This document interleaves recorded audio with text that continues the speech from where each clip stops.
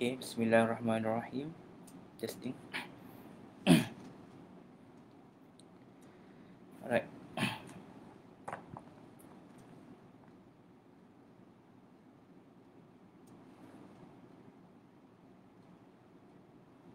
Testing. Assalamualaikum warahmatullahi wabarakatuh.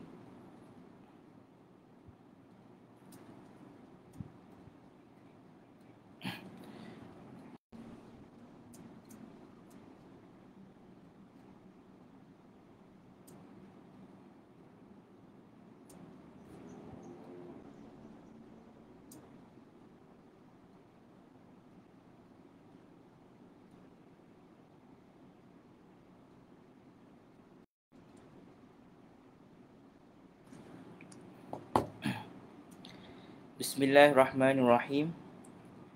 Alhamdulillahi rabbil alamin.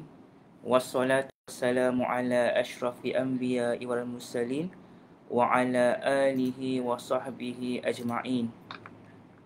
Rabbi shrahli sadri wa yassir li amri wahlul 'uqdatam min lisani yafqahu qawli. Amin. Alhamdulillah, pada hari ini kita dapat bertemu kembali dalam ulang kaji kitab Bidayatul Hidayah karya Imam Ghazali. Alhamdulillah, kita dah masuk siri yang kelima dan kita sudah habis membincangkan 3 bab awal kitab Bidayatul Hidayah.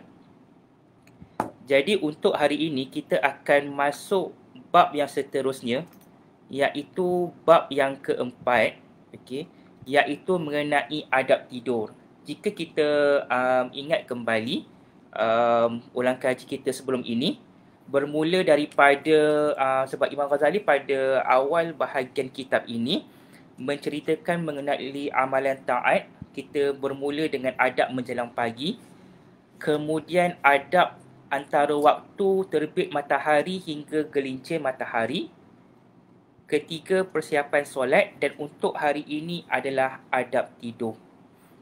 Jadi ini adalah kita kata untuk menghabiskan seharian kita. Okey, kita mulakan. Bismillahirrahmanirrahim. Bab yang keempat, adab tidur. Apabila kamu hendak tidur, hampar tempat tidurmu dalam keadaan menghadap kiblat dan tidur di atas rusuk kanan seperti jenazah dibaringkan di dalam liang lahatnya. Jadi pertama sekali, bila membincangkan mengenai tidur, seboleh-boleh atau seelok-eloknya adalah tidur dalam keadaan menghadap kiblat. Okey. Dan tidur di atas rusuk kanan, maksudnya kita berpusing ke arah kanan. Okey. Sebab apa? Sebab masa kita menjadi jenazah, itulah position yang kita akan tidur di dalam liang lahat buat selama-lamanya hingga hari kiamat. Dan ketahuilah bahawa tidur itu umpama mati dan jaga umpama dibangkitkan semula dari kubur. Mudah-mudahan Allah Ta'ala mencabut rohmu pada waktu malam, maka pastikan kamu bersedia untuk menemuinya. Maksudnya dekat sini, sebab itu orang kata tidur adalah sebahagian daripada mati kecil. Okey? Sebab tidur ini adalah sebahagian daripada kematian. Kalau tidur tak bangun-bangun, kita matilah. Okey? Jadi sebenarnya bila kita ingat untuk tidur, kita kena ingat bahawa dia sepatutnya kita akan ingat mengenai kematian. Sebab tidur tu macam kita mati, and bila kita bangun pagi itu, dia macam kita dibangkitkan semula daripada kubur. Okey.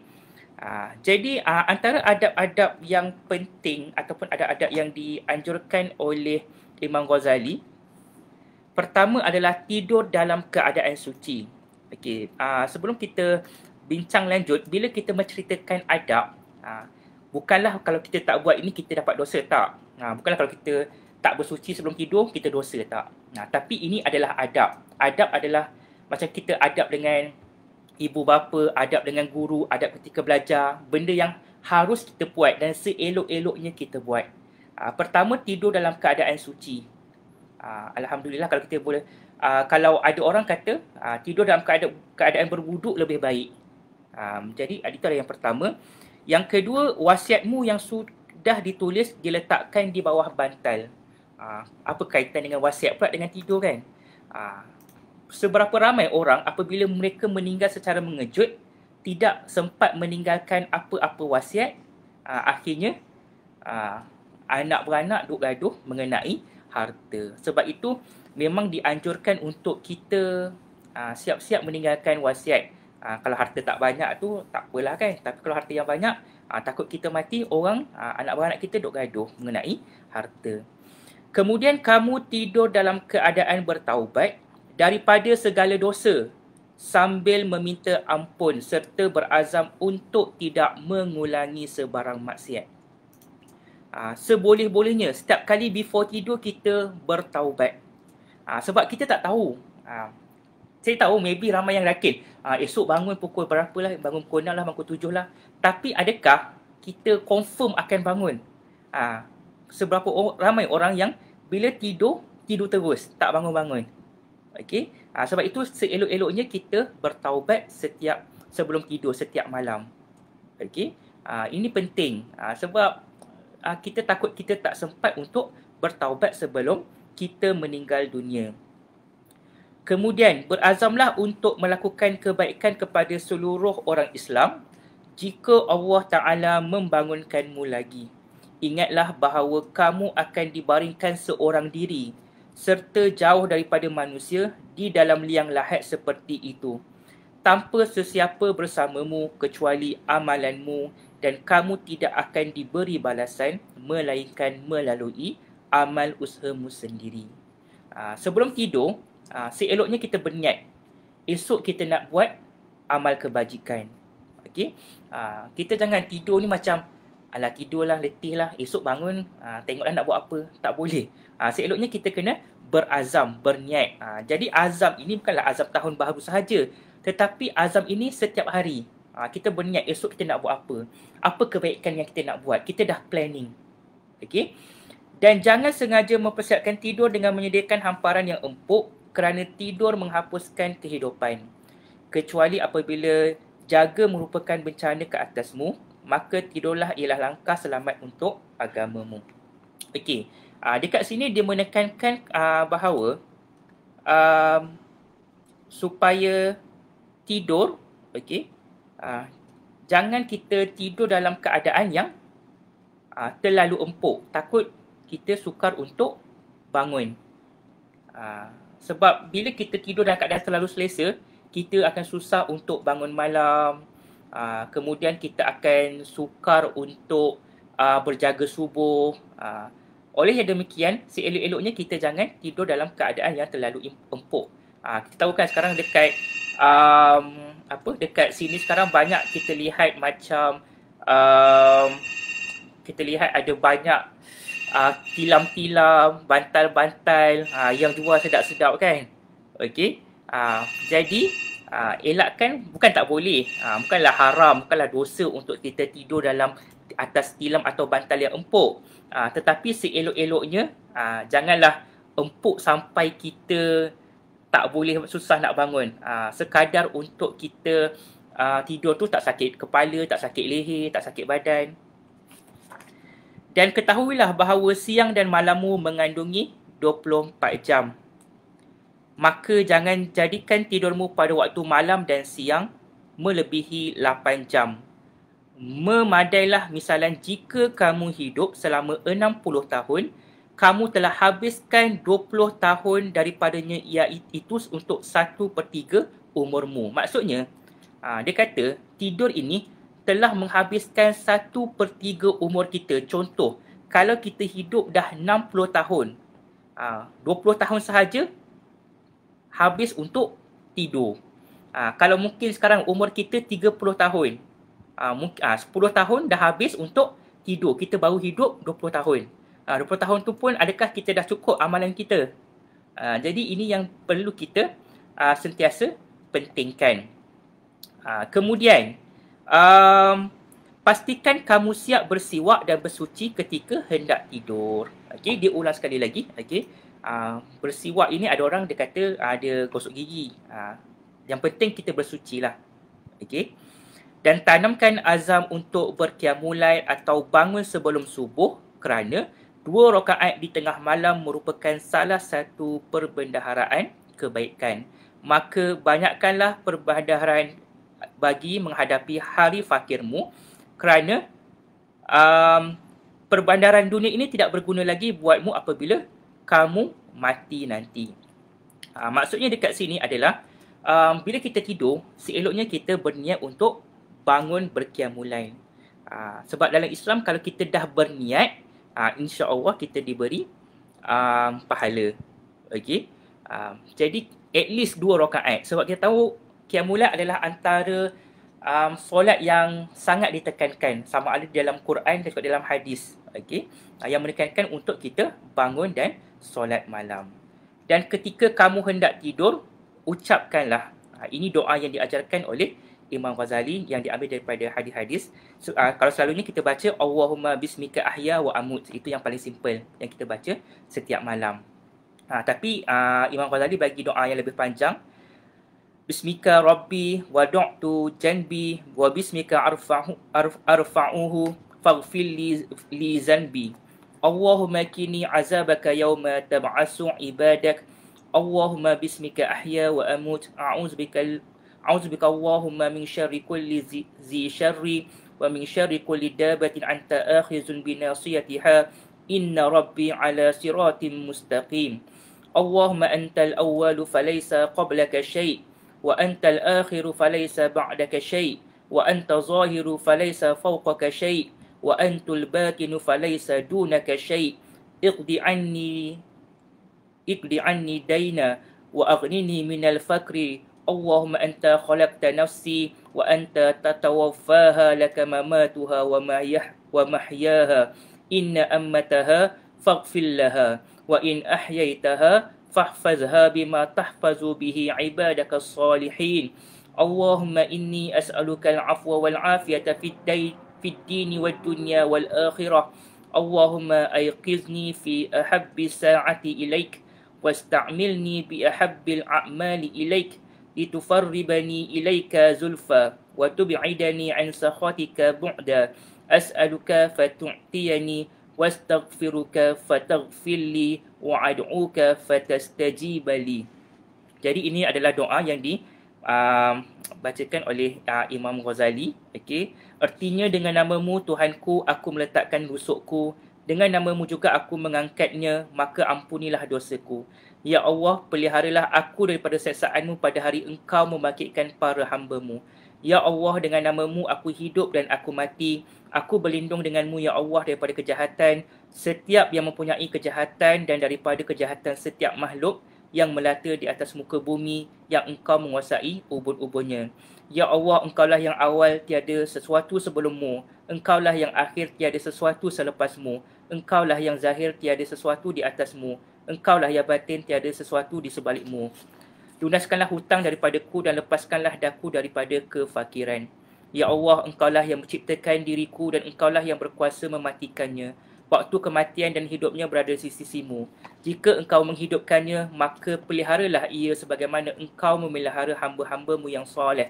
Ya Allah, aku memohon kepadamu kemaafan dan kesejahteraan dalam urusan agama, dunia dan akhirat. Ya Allah, kejutkanlah daku pada saat yang paling disukai olehmu. Pergunakan diriku pada sebaik-baik amalan di sisimu, sehingga ia mendekatkanku kepadamu sedekat-dekatnya dan menjauhkanku daripada kemurkaanmu sejauh-jauhnya.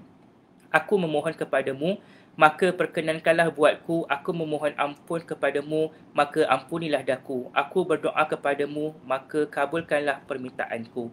Jadi ini adalah maksud doa yang dibacakan, yang diajar oleh Imam Ghazali. Okay? Kalau kita lihat doa-doa ini, mengandungi kita meminta ampun, beristighfar, bertaubat, berazam untuk bangun malam dan memperelokkan amalan kita pada hari keesokannya. Jadi lepas kita baca doa, yang pertama adalah baca ayat kursi. Okey. Allahu la ilah. Okey. Kemudian baca amanah Rasul. Okey, 3 ayat terakhir surah Al-Baqarah daripada amanah Rasul sampai la yukallifullahu nafsan illa wus'aha. Okey. Kemudian bacalah surah Al-Ikhlas, Al-Falaq, An-Nas dan juga Al-Mulk. Okey. Jadi ini adalah antara surah-surah yang elok kita baca sebelum kita tidur. Okey, iaitu ayat kursi yang pertama. Kemudian 3 ayat terakhir surah Al-Baqarah start daripada amanah Rasul sehingga la yukallifu nafsan illa wus'aha. Kemudian Al-Ikhlas, Al-Falaq, An-Nas dan juga Al-Mulk. Jadikan dirimu tidur sambil mengingati Allah dan dalam keadaan yang suci. Itu yang sebaik-baiknya. Kerana siapa yang melakukannya, nescaya rohnya diangkat ke Arash dan ditulis sebagai orang yang bersolat sehingga dia bangun. Apabila kamu bangun tidur, ulangilah amalan yang aku telah beritahu kepadamu sebelum ini dan lazimi tertib ini dalam baki umurmu. Jadi Imam Ghazali kata, lepas kita bangun, kita ulang apa yang kita telah belajar, ulang kaji sebelum ini dalam 4 bab yang pertama. Dan fikirkan tentang umurmu yang pendek. Jadi dia bagi tips. Imam Ghazali dah bagi tips dekat kita. Bagaimana kita nak bersabar dan istiqamah dalam beramal dengan kita ingat bahawa umur kita pendek. Saya ulang balik, dia kata, ingat bahawa tidur kita ni dah 1/3 daripada umur kita. Kalau umur 60, 20 tahun dah tidur. 40 tahun je kita hidup. Tu pun 40 tahun tu adakah kita penuhkan dengan amalan? Kalau dah tengok TV pun masa sama macam 10 tahun, berapa tahun tinggal? Jadi ini adalah matematik dalam agama. Maka tempoh ini begitu singkat berbanding dengan kehidupanmu di negeri akhirat yang kekal abadi. Jadi tips kedua, kita ingat bahawa dunia ini adalah tempat yang sementara dan akhirat adalah yang selama-lamanya. Abadan-abadan, kan? Jadi kita kena ingat benda tu. Selalunya orang duk gembira, duk syok dekat dunia ni, tak ingat yang kita ada kehidupan yang selama-lamanya di akhirat. Kita pun susah nak bayangkan macam mana nak hidup selama-lamanya kat akhirat. Maksudnya yes, kat akhirat kita akan hidup selama-lamanya. Kat dunia ni kita ada umur, kan? 60 tahun meninggal, 70 tahun meninggal. Jadi renungkanlah bagaimana kamu dapat menanggung kesusahan dan kehinaan selama sebulan atau setahun dalam menuntut dunia dengan harapan kamu dapat berehat di atasnya, misalnya selama 20 tahun. Selalunya manusia, mereka lalai sebab mereka merasakan bahawa dunia ni tempat untuk kita berehat, untuk kita bersukaria, untuk kita mendapat kekayaan. Walhal, kalau kita ambil sebagai contoh, dunia ni is like RNR. Contoh kita nak balik kampung, balik Kelantan, perjalanan 8 jam. Okey, nak balik Kelantan. Kita singgahkan RNR tu sekitar sejam hingga 2 jam je. Nak makan, nak solat. Jadi kita bayangkan dunia macam tu, tempat persinggahan sahaja. Matlamat kita adalah untuk sampai ke kampung. That is contoh kita nak lihat bagaimana dunia ini. Maka bagaimana kamu tidak dapat menanggungnya selama beberapa hari sahaja dengan harapan agar dapat berehat selama-lamanya? Jangan memanjangkan angan-angan, kelak nanti kamu akan berasa berat untuk beramal. Selalu orang kata kan, angan-angan tu free, tak payah bayar. Tapi kalau kita terlalu memanjangkan angan-angan, itu bahaya juga. Sebab itu kalau kita lihat masyarakat Melayu dulu ada cerita angan-angan mak jenin. Duk nak tu, duk nak ni, last-last tak buat apa, angan-angan sahaja. Last-last jatuh pokok, kan? Jadi bukan tak boleh berangan, tetapi kalau kita sentiasa berangan, contoh kita kata, nanti saya umur 40 saya nak bertaubat, saya nak pergi masjid. Sekarang umur dia 20. Tapi kalau dia mati sebelum umur 40, jadi tak sampailah apa yang diangan-angankan. That's why yang penting is kita fikir untuk esok hari. Contoh, kita tidur malam ni, esok saya nak pergi belajar, saya nak baca Quran, saya nak solat sunat, saya nak tolong, saya nak melawat ibu bapa saya nak tolong orang. Kalau kita kata, nanti aku kaya, baru aku nak tolong orang. Nampak tak? Itu adalah contoh angan-angan. Dah kalau dia tak kaya-kaya, adakah dia tidak akan tolong orang selama-lamanya? Okey? Jadi kita fikirkan benda itu. Kemudian lihatlah kepada hampirnya saat mati dan katakan dalam hatimu, aku sekarang sedang menanggung kesusahan hari ini kerana mungkin aku akan mati malam ini dan aku bersabar malam ini kerana mungkin aku akan mati esok hari. Sebab itu tips yang paling penting adalah kita ingat bahawa kita boleh mati bila-bila masa sahaja. Sebab tu ada imam sebelum solat, dia bacakan ayat apa? Solatlah seperti kita seperti solat terakhir kita. Sebab kita tak tahu mati bila. That's why kalau boleh kita ingat mati. Bila kita ingat mati, insya-Allah kita tidak akan merlengah-lengah. Masalah kita, okey, kalau kita tanya siapa-siapalah masyarakat Islam di Malaysia, semua nak buat. Kalau kita tanya dia, nak solat tak? Nak. Nak beramal soleh tak? Nak. Nak baca Quran tak? Nak. Tapi isunya adalah kita suka melengah-lengahkan. Kita hanya angan-angan. Kan Nabi kata umur 40 kan untuk berubah. Tapi kalau umur kita sampai umur 40, kalau tak sampai, kan? That's why kalau kita terdetik tu, kita buat terus atau kita niat esok kita nak start dah berhijrah. Jangan tunggu bulan Ramadan lah, bulan haji lah, nak pergi umrah dululah. Kalau on the way umrah tiba-tiba meninggal, tak sempat lah. Dan ini kerana mati tidak menyerang pada waktu tertentu, dalam keadaan tertentu dan umur tertentu, namun ketibaannya itu pasti berlaku. Adakah kita boleh garanti mesti orang tua ni mati dulu daripada aku? Tak semestinya. Contoh kan dekat tempat kerja kan, bos dah tua kan, bilalah bos ni nak mati kan, aku nak jadi bos pula kan. Sure ke bos tu akan mati dulu? Silap-silap kita yang mati dulu. Sebab mati tidak ada syarat. Kadang-kadang kita sihat pun boleh mati. Kadang-kadang orang tu dah terlantar atas katil sebab sakit dah 10 tahun. Kita tiba-tiba main bola mati. Kita tak boleh katakan dia dah sakit teruk ni tak lama dah ni. Aku rasa aku hidup lama lagi pada dia. Okey? Kerana mati tidak ada syarat. Boleh berlaku kepada sesiapa sahaja. Oleh itu, kita kena persiapkan diri untuk menghadapi mati. Okey? Padahal kamu tahu bahawa kamu tidak kekal di dunia, melainkan sekejap sahaja. Barangkali tempoh hayatmu hanya berbaki 1 hari atau 1 nafas lagi. Semua ni orang tahu. Semua orang tahu. Tanya je siapa-siapa. Kita akan mati tak? Ya, kita akan mati. Tetapi kenapa kadang-kadang kita terlalu yakin bahawa kita tak akan mati dalam waktu yang terdekat? Itu masalahnya. Okey? Kita sentiasa rasa, alah aku tak mati kot tahun ni. Aku mati lambat lagi kot. Nanti kalau aku sakit aku mati kot. Kalau aku kena COVID aku mati kot. Tak. Okey? Sebab itu Imam Ghazali kata mungkin tinggal 1 hari lagi atau 1 nafas je lagi.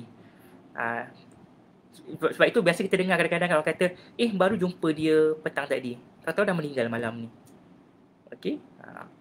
Dan berilah perhatian kepada kedatangan maut ini dalam hatimu setiap hari dan bebankan dirimu dengan kesabaran mentaati Allah setiap hari.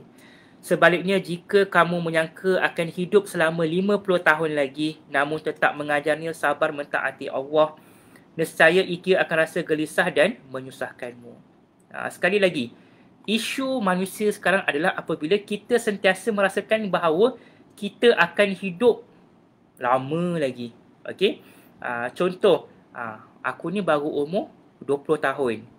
Aku rasa paling kurang ada lagi 20 tahun. Ataupun paling kurang ada lagi 30 tahun, 40 tahun. Sebab itu kita kata, tidak semestinya. Mati boleh berlaku pada bila-bila masa. Jadi kita janganlah suka-suka sangat. Okey? Jadi kalau kita lihat dekat sini, jika kamu melakukan hal tersebut, memaksanya sabar dan ketaatan, nescaya kamu akan bergembira ketika mati dengan suatu kegembiraan yang tiada kesudahan. Siapa yang kata orang mati mesti sedih? Tak. Ada orang yang gembira sebab mati. Kalau kita tengok sahabat-sahabat Nabi, cerita-cerita sahabat-sahabat Nabi terdahulu, ramai antara mereka bersedih di dunia kerana mereka nak mendapat kebahagiaan di akhirat. Sebab tu ada orang pesan, dekat dunia ni kita jangan suka sangat, kita jangan gembira sangat. Sebab apa? Takut nanti dekat akhirat kita banyak sedih. And dekat dunia, kalau kita sentiasa bersedih sebab kita takutkan Allah, insya-Allah kita akan gembira di akhirat. Okay? Jadi yang penting dekat sini, kita kena bersabar. Di pagi hari ada kaum yang memuji perjalanan semalam. Ketika mati datanglah suatu kabar yang jelas kepadamu. A'udzubillahi minasyaitonirrajim. Wala ta'lamunna naba'ahu ba'dahin. Artinya, dan demi Allah, kamu akan mengetahui kebenaran perkara-perkara yang terangkannya tidak lama lagi selepas mati. Surah Syu'aib ayat 88. Setelah kami selesai memberimu garis panduan dalam menyusun wiridmu, kami akan sebut pula cara mengerjakan solat. Okey. Kita dah habis 4-4. Jadi kesimpulan untuk bab 4 hari ini adalah, okey, dia cerita adab tidur sahaja. Tetapi bila Imam Ghazali menceritakan mengenai adab tidur, beliau telah mengaitkan dengan kematian. Sebab kerana apa? Tidur adalah kita kata sebagai mati yang kecil. Mati yang kita bangun balik. Setiap hari kita tidur. Sepatutnya setiap hari kita ingat akan mati. Dan kalau kita ingat, kalau kita tengok dalam ini, Imam Ghazali dah bagi tips dah kat kita. Banyak tips dia bagi. Okay? Yang pertama, janganlah kita ada angan-angan yang panjang. Lagi 20 tahun aku nak kaya. Lagi 20 tahun aku nak beramal. Lagi 30 tahun aku nak bertaubat. Nanti pencen baru nak pergi bertaubat lah, nak pergi masjid lah. Jangan. Seeloknya kita buat as soon as possible. Kalau time kerja boleh je ASAP kan. Tapi kenapa dalam agama tak boleh? Okay? Sebab dekat kerja kita nak naik pangkat. Kat akhirat kita ada juga pangkat. Kita ada darjat. Kita akan darjat mengikut amalan kita di dunia.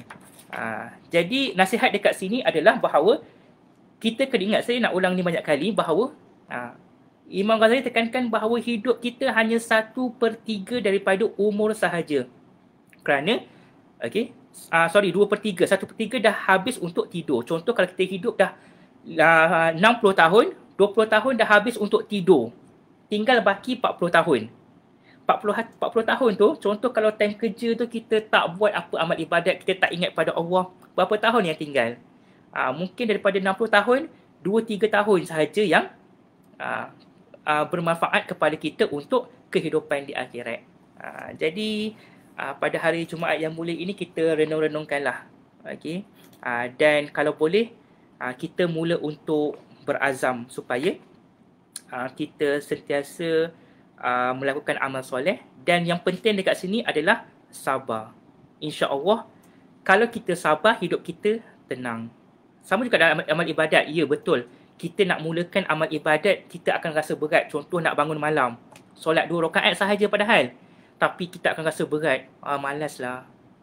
Tapi kita cuba sehari. Jangan kita satu malam tu terus 20 rakaat. Memang kita akan penat. Kita try untuk istiqamah 2 rakaat dulu. And then tambah 4, tambah 6. Yang penting adalah sabar. Okay? Bila kita sabar, insya-Allah kita akan terlindung daripada kita nak cakap kat orang, nak buat jahat kat orang, nak fitnah orang, nak tulis bukan-bukan dekat Facebook ke, IG ke, Twitter. Okay? Ini yang tak sabar ni, yang kita suka sampai bila tak sabar ni, emosi akan menguasai kita. Emosi is part of nafsu. Jadi sabar tu penting dalam hidup kita. Sebab kita kena ingat, bila kita sabar dekat sini, kita insya-Allah kita akan mendapat ganjaran di akhirat. Okey. Jadi saya rasa setakat itu sahaja untuk hari ini. InsyaAllah untuk minggu hadapan kita masuk bab yang kelima, iaitu adab dalam solat. Okey. Adab dalam solat ini dia akan fokuskan on perkara-perkara bacaan dalam solat, okey, perkara-perkara sunat dan apa yang perlu dilakukan semasa bersolat. Yang ini kita rasa walaupun benda yang biasa, tetapi kita perlu refresh setiap masa. Sebab kadang-kadang kita ikut sahaja tanpa mengetahui asal usulnya. Okey. Jadi saya rasa sebagai itu sahaja. Terima kasih semua. Kita jumpa lagi pada minggu hadapan. Assalamualaikum warahmatullahi wabarakatuh.